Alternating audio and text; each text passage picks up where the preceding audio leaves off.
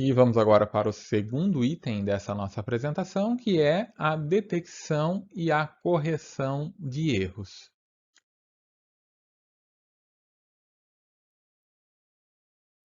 Então, uma estratégia para detectar erros é no datagrama, acrescentar ao datagrama, né, dentro do quadro, como adicional dentro do quadro, os erros, os bits de detecção e correção de erros, que a gente chama de EDC na sigla em inglês, tá? Então, isso aqui é uma redundância, é algo que eu coloco a mais ali dentro do quadro, né, além do conteúdo do datagrama, para que eu possa verificar se houve algum erro na transmissão deste quadro, tá?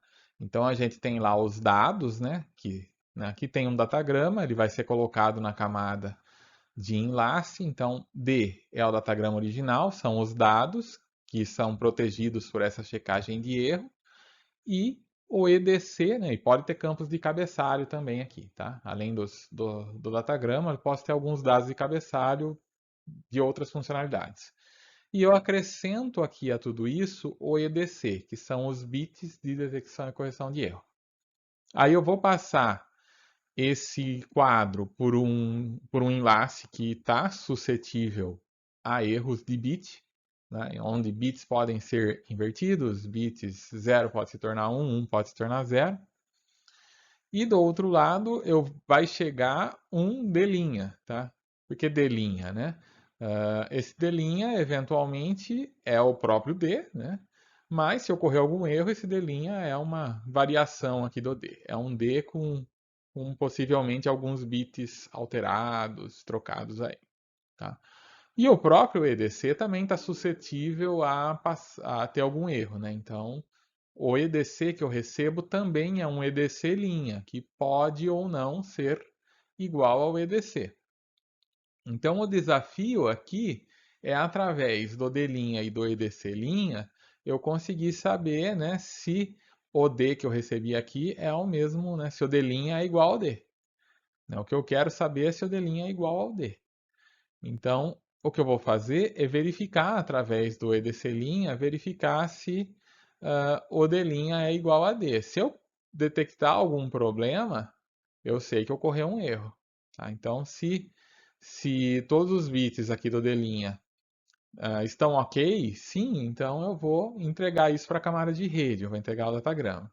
Mas se ocorreu algum erro, né, alguma coisa não bateu aqui na hora da checagem, então eu posso concluir que o meu D' não é igual a D, ou com o meu, né, pode acontecer também do D não ter corrompido, mas o EDC ter corrompido.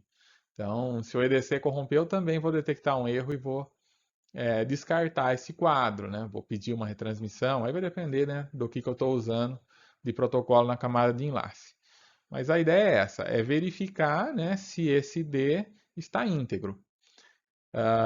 É claro que quanto mais bits aqui eu tiver, né, quanto melhor for esse esquema de correção, não só a quantidade, né, de bits, mas também o cálculo que eu faço aqui, quanto mais sofisticado for esse cálculo, mais seguro é que eu vou detectar erros, tá? Mas não é garantido, não é a detecção de erro, ela não é 100% confiável. Tá? Quanto mais sofisticado é o algoritmo, mais confiável fica. E quanto mais espaço de redundância eu tenho aqui para colocar bits redundantes, também mais confiável fica. Mas 100% confiável nunca é, né? Então, pode ser que eventualmente eu vou entregar alguma coisa aqui que, né, estava corrompida, mas não foi detectado. Mas isso é bem raro. E se acontecer, é claro, ainda temos as camadas superiores que podem eventualmente detectar isso, tá? Então, né, a regra é, quanto mais sofisticado o EDC e quanto maior o campo de EDC, maiores são as chances de eu detectar problemas que vão acontecer. Tá? Mais confiável fica, ainda que não fique 100% confiável. Qualquer erro que seja detectado, eu não entrego o quadro, eu descarto o quadro, faço uma retransmissão. Tá? Então, a estratégia é essa. Uma das formas mais simples de se fazer detecção de erro é através da checagem de paridade. Tá? Então, no sistema mais simples, você tem a paridade de bit único, em que para cada conjunto de D bits de dados, você acrescenta um bit de paridade. Esse bit de paridade ele vai ser 0 ou 1, dependendo da soma de quantos números uns tem aqui nesse seu conjunto de dados. Então, se você estiver trabalhando com paridade par, você quer que a quantidade de uns seja par. Então, se de repente você soma aqui e deu ímpar, você coloca 1 aqui para ficar par o total. Se você soma e já deu par, então você coloca 0 para que continue sendo par. A paridade ímpar é o contrário, né? Você soma a quantidade de uns e se deu ímpar, você coloca 0. Você soma a quantidade de uns. Se deu par, você coloca 1 para que a paridade, né, para que o total de uns seja ímpar. E assim, né, é assim que você usa então a checagem de paridade. Nesse caso aqui, por exemplo, você tem 1, 2, 3, 4, 5, 6, 7, 8, 9 bits 1. Então, como está zero aqui na paridade, né, nesse caso está sendo usado a paridade ímpar. Se tivesse mais um número 1 aqui, você teria que colocar, aí ficaria um número par de 1. Então você teria que colocar um bit 1 aqui para que passasse a ser ímpar, tá? Então, né, a quantidade, a soma aqui dos bits e mais a paridade, a soma dos bits 1, incluindo a própria paridade, né, tem que dar ou par ou ímpar, dependendo de você estar usando paridade par ou paridade ímpar. Tá? E assim você consegue então detectar erros de um único bit. Na verdade, erros de número ímpar de bits. Porque se você vem aqui e troca um por um zero, a paridade não vai bater. Se você troca um zero por um 1, a paridade não vai bater. Agora, se você troca dois bits, né, esse 0 vira 1 e esse 1 vira 0, ou esses dois 1s viram 0, aí a paridade vai checar e, né, tem um erro que não foi detectado. Então, a paridade serve para detectar erros de um único bit, ou de 3 bits ele vai conseguir detectar também. 3, 5, né? Número ímpar de bits ele consegue detectar. Então, se você tem um sistema em que os erros ocorrem raramente e eles ocorrem de maneira independente, a paridade é algo legal, é algo que vai detectar a maioria dos erros. Agora, na maioria dos casos, os erros eles costumam acontecer em rajada, né? Uma interferência que chega e afeta vários bits de uma vez só.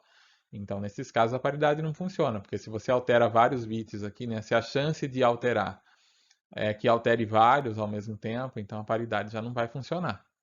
Tá? Então, paridade de um único bit funciona legal para quando você tem erros raros e erros que, quando ocorrem, a probabilidade maior é que ocorra num bit só aqui e não em mais do que um ao mesmo tempo.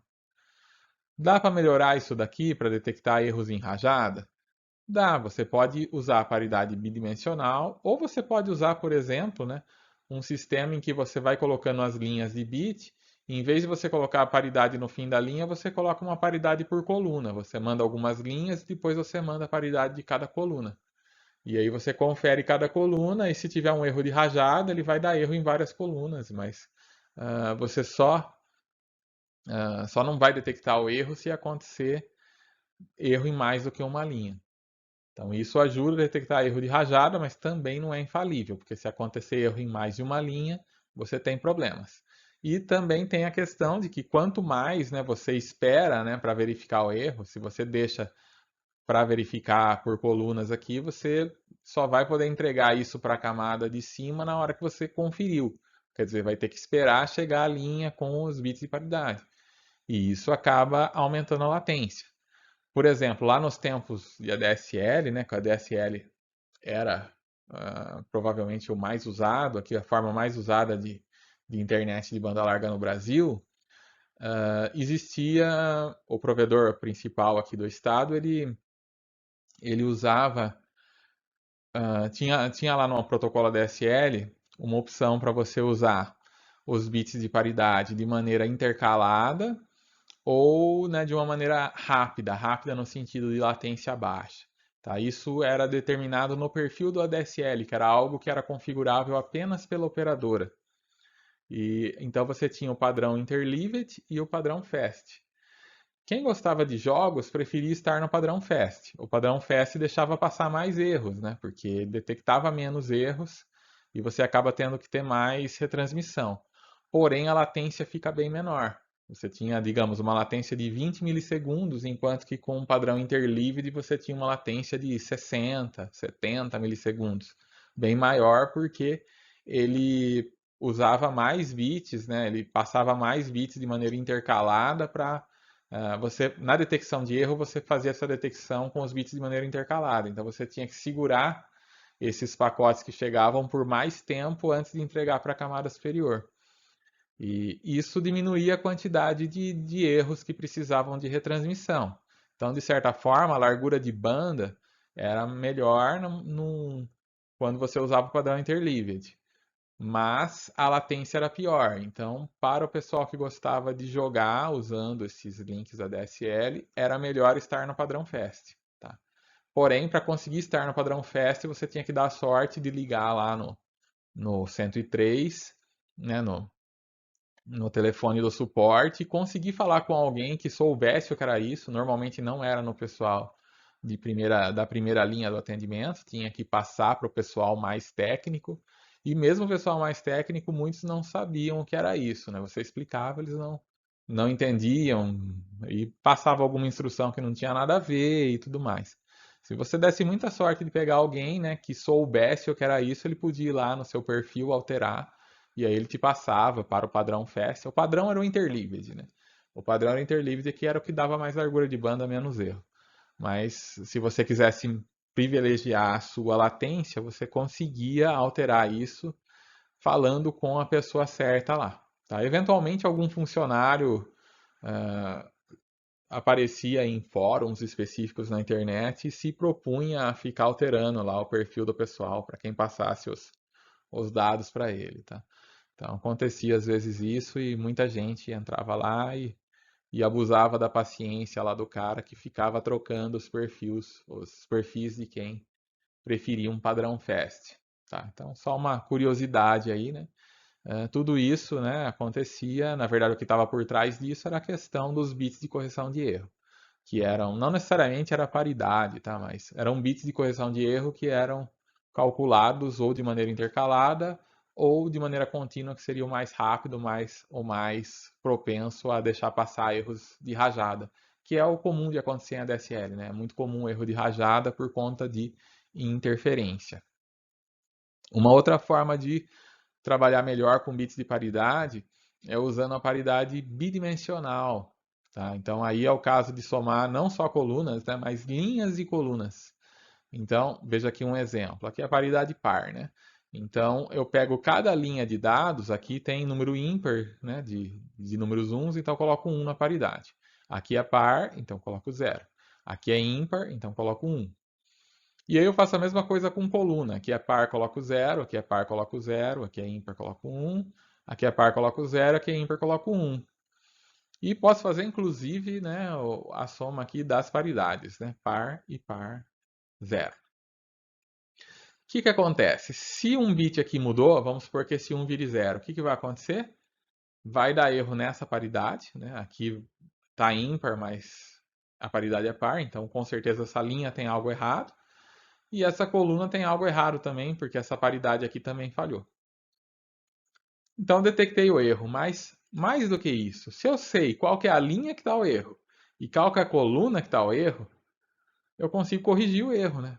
Porque se o bit ou é 0 ou é 1, se esse bit aqui, que é 0, está errado, então o correto seria 1, né? Então eu consigo vir aqui e corrigir para 1 sem precisar de uma retransmissão. Então, isso que é o bacana da paridade bidimensional. Erros de um único bit eu consigo não só detectar, mas eu também consigo corrigir.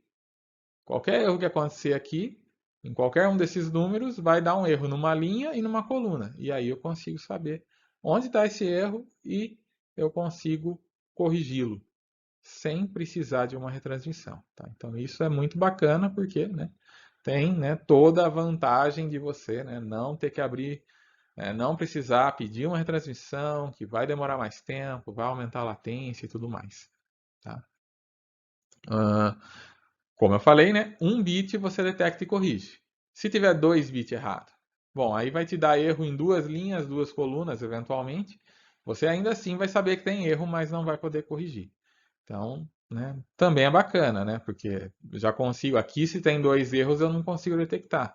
Mas aqui eu consigo, não consigo corrigir, mas detectar eu consigo. Se tiver dois bits errados, seja na mesma linha, seja em linhas diferentes, seja na mesma coluna, seja em coluna diferente, eu consigo detectar. E se for um bit só, eu detecto e corrijo. Tá? Então, checagem de paridade pode ser bastante útil aí, apesar de ser bastante simples, né? Uma outra forma de fazer detecção de erros é a soma de verificação da internet, que a gente já viu lá na camada de transporte. Então, essa soma de verificação ela é usada no TCP e no UDP, né, para o pacote todo, e também é usada no IP, mas apenas para o cabeçalho. O objetivo, então, é detectar erros, né, os bits trocados, em pacotes que são transmitidos. O emissor, ele trata o conteúdo do segmento como uma sequência de inteiros de 16 bits e ele faz a soma de verificação, né? Ele faz a adição, a soma no complemento de 1, do conteúdo todo do segmento. O emissor, então, coloca o valor da soma de verificação no campo de soma de verificação do TCP ou do UDP e do lado do receptor ele vai computar de novo essa soma, né? Vai verificar o segmento recebido. Se a soma for igual, né? Seu campo de verificação. Se o campo de verificação não bater, ele já sabe que tem um erro. Ele já sabe que tem um erro e pode, né, descartar o pacote ou entregar o pacote com um aviso. No caso do ODP ou no caso do TCP, ele descarta e espera uma retransmissão, né? Mas se ele não detecta nenhum erro, ainda assim podem haver erros, né? A gente já falou sobre isso. É um campo de apenas 16 bits e dependendo dos bits que você altera aí no pacote, pode ser que a soma continue sendo igual. Né? Existe essa possibilidade, porque a soma de verificação é algo, né, bastante simples. Ela é feita para ser simples, é feita para ser rápido, né? Porque é uma CPU porque usa a CPU, né? Consome ciclos da CPU para isso. Então a adição é uma coisa rápida, né? Uma coisa que para a CPU não vai ser tão custoso. Na camada de enlace já se utiliza uma verificação mais avançada, né? Que a gente vai ver no próximo slide, porque isso é feito em hardware, né? Então em hardware ela acaba é possível, né, você fazer coisas mais complexas sem que isso consuma, né, ciclos que poderiam estar sendo usados para outras coisas, né? Na camada de enlace, um método de detecção de erro que é bastante utilizado é a verificação de redundância cíclica, que no inglês a sigla é CRC. Então esse é um código de detecção de erro dos mais poderosos. E tendo assim D bits de dados, né, como um número binário, você vai escolher um padrão de R mais 1 bits, que a gente vai chamar de gerador, né, a gente vai chamar de G, e aí a gente vai escolher então R bits de CRC, tal que, né, D de R seja exatamente divisível pelo G, pelo gerador, na aritmética de módulo 2. Então, o receptor ele sabe esse mesmo G, ele vai dividir os dados e mais esse R de CRC pelo G, e se o resto for diferente de zero, ele sabe que aconteceu um erro. Tá? Então, esse gerador, eles são definidos em padrões, né? Então, existem geradores já de vários tamanhos definidos em padrões, e e aí, né, o gerador ele tem um bit a mais aí do que o resto que você vai obter, né? Como você vai dividir pelo G, o resto automaticamente ele vai ter no máximo, né, um bit a menos, aqui, bits significativos, aí bits não zero, né, ele vai ter no máximo G menos 1, né? Por isso que é R mais 1 bits de gerador G para gerar R bits de CRC. E aí você consegue detectar todos os erros em rajada, tá? Aquele erro que eu falei, né, o erro de rajada, que é bastante comum, que a paridade normalmente não vai conseguir detectar. Com o CRC você consegue, porque ele detecta erros de rajada menores que R mais 1 bits. todos, ele detecta todos os erros de rajada, menores que R mais um bit. Se for maior, ele ainda assim tem uma probabilidade de detectar, né? Aí, assim, tem risco dele não detectar, mas tem uma probabilidade ainda dele conseguir detectar assim mesmo. Os geradores, eles são valores que são cuidadosamente escolhidos aí para detectar a maior quantidade de erros possível. Então, o CRC ele é muito usado na prática, ele é usado na internet, ele é usado no Wi-Fi, ele é usado em ATM. E então o padrão dele é dessa forma aqui, né? Você tem D bits de dados para serem enviados e você acrescenta aqui R bits de CRC, tá? Então você sempre acrescenta aqui a uma quantidade de dados os bits de CRC. Matematicamente a fórmula é essa aqui. Você pega os dados originais e multiplica por 2AR. 2AR, R é o tamanho, né, da quantidade de bits de CRC. Por que você multiplica por 2AR, né? Lembra que isso aqui é binário, então multiplicando por 2AR, na verdade você está acrescentando zeros no final, né? Então se você tem, digamos, 16 bits de CRC, então você vai usar aqui um R que 2 a 16 vai deslocar isso daqui 16 bits para cá para caber os bits de CRC aqui. E aí você faz uma operação exclusiva de ou exclusivo com o R e assim vai ficar, né, os dados acrescidos aí dos bits de CRC. Não é assim que funciona o CRC, a gente vai ver alguns exemplos aqui.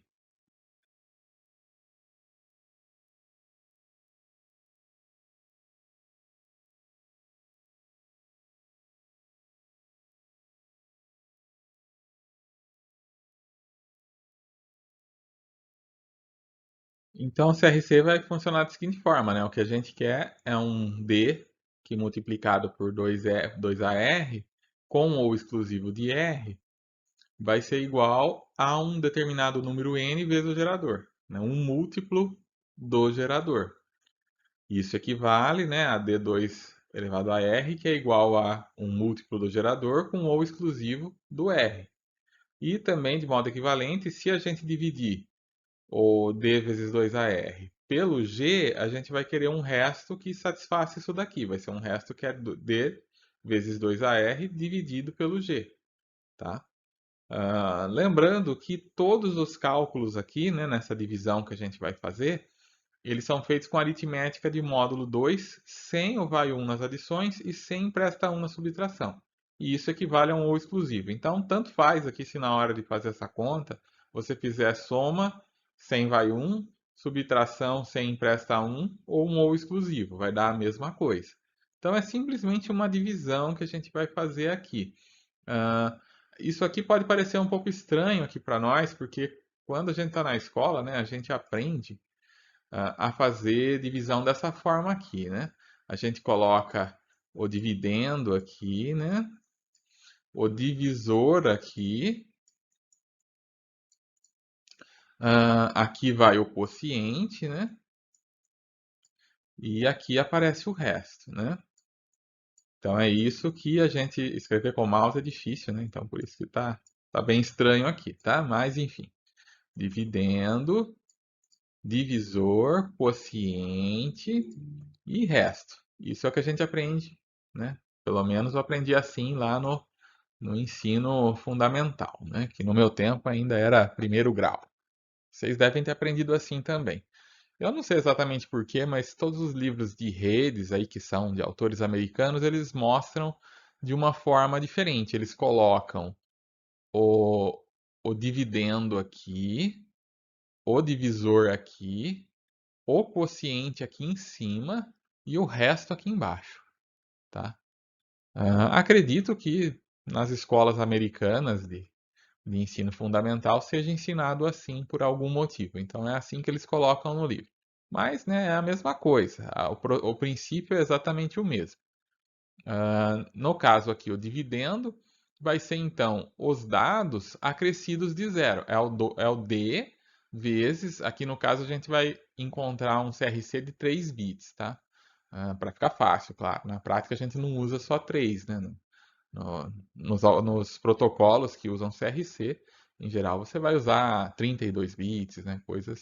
Valores maiores. Mas enfim, Aqui, para facilitar o nosso exemplo, vamos usar 3. Então, você pega os dados, que no caso também bem poucos bits de dado aqui, né? Estamos com apenas 6 bits, né, para facilitar a nossa vida, mas normalmente a gente vai fazer isso com um conjunto maior de dados naturalmente. Então, os dados a gente multiplica por 2 a terceira, porque são 3 bits de CRC. Então, você vai acrescentar aqui 3 bits 0, né? E vai dividir então pelo gerador. Esse é o gerador que tanto o remetente quanto o destinatário eles já sabem que o gerador é esse. Esse gerador ele é definido em padrões e tudo mais. Tá? Então o gerador para 3 bits é esse aqui, 1001. Isso é pré-definido. E a gente vai fazer essa continha. O quociente a gente a gente vai calcular ele aqui, mas a gente não quer saber dele, a gente vai descartá-lo. O que a gente quer mesmo é o resto. Tá? A gente quer o resto para calcular, porque os bits de resto são o nosso CRC. É o que a gente vai enviar junto com os dados. Então, é só fazer essa continha aqui, né? Então, se eu for tentar pegar 1, não vai dividir, né? 1, 0 também não, 1, 0, 1 também não. Então, eu vou pegar aqui os 4 primeiros, 1, 0, 1, 1. Divido pelo gerador, vai me dar aqui 1, né? De quociente, mas quociente eu estou descartando. E 1 vezes 1001 vai dar 1001. Aí aqui, lembra que essa operação é uma operação numa divisão comum, seria subtração com empresta 1. Mas aqui a gente pode fazer uma subtração sem o empresta 1. Então, 1 menos 1, 0. 1 menos 0 é 1.